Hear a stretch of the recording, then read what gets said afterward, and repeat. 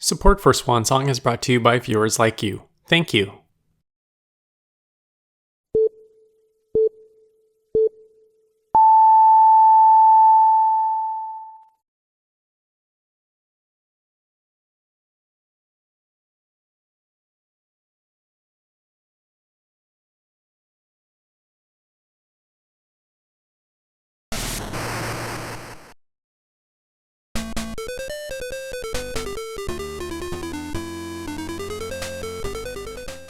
The last wrestling game I had the privilege of playing was all the way back at the system's launch with Yuke's Shin Nihon Pro Wrestling Tokon Retsuden.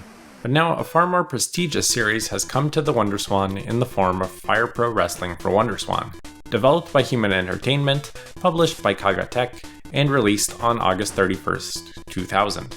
Despite not having a ton of interest in professional wrestling or wrestling video games myself, I have definitely heard the name Fire Pro Wrestling before. Depending on whether you choose to count every WWF or WWE branded game as a single cohesive series, Fire Pro Wrestling can be considered the longest running pro wrestling video game series, debuting with Human Entertainment's Fire Pro Wrestling Combination Tag released on the PC Engine all the way back in 1989. Fire Pro Wrestling wouldn't make it out of Japan until 2001 with the release of Fire Pro Wrestling A for the Game Boy Advance. From that point onward, most Fire Pro titles would see international releases, with most Japan-exclusive releases being released on Japanese mobile phone ecosystems.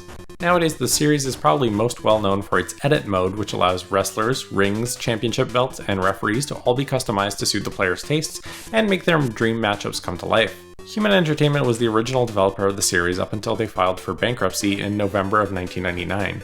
Much of the staff involved with the Fire Pro Wrestling series would move over to Spike around that time and form a subsidiary called Vile, which would acquire the rights to the series and carry on with the development. This subsidiary would be reincorporated into Spike in July of 2001, and much later in 2012, Spike would merge with Chunsoft to become Spike Chunsoft as you know it today.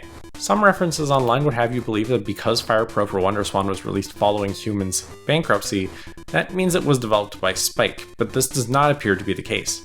The game's packaging clearly states that the development and planning of this release was handled by Human Entertainment, and the publishing duties were handled by Kaga Tech. There is no mention of Spike anywhere, and Spike themselves do not consider this game to be an official part of the Fire Pro series.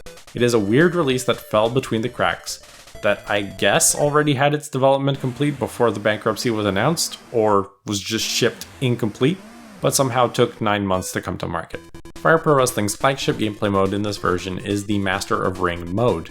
This mode asks the player to organize a series of title matches between pairs of wrestlers, challenging not only the player to play well during their matches, but also meet audience criteria for what makes an entertainment event or matchup.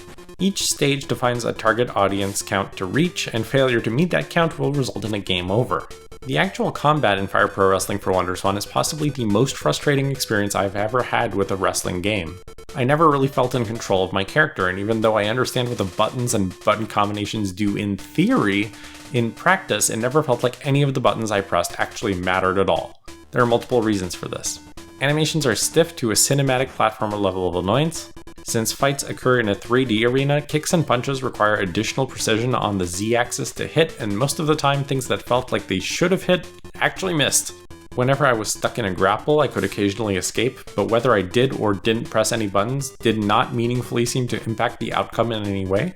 And if the buttons I was pressing was actually influencing the outcome, the game offered no visual or audio feedback that I was accomplishing anything at all. I do want to touch on the game's edit mode, as it is fully available here on the WonderSwan version, and it is impressive in isolation.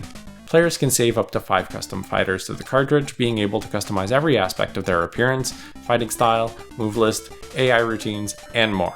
If anything, the amount of control you have in edit mode exposes just how mechanically complex Fire Pro's engine actually is under the hood. But ultimately, the inability to deliver on fulfilling combat in the moment really drags the rest of the game down with it. While Shin Nihon Pro Wrestling Tokon Retsuden had a more limited game engine, less intricate animations, and its most expansive game mode could be beaten in a single sitting, it feels like it was designed to play to the strengths of the WonderSwan hardware.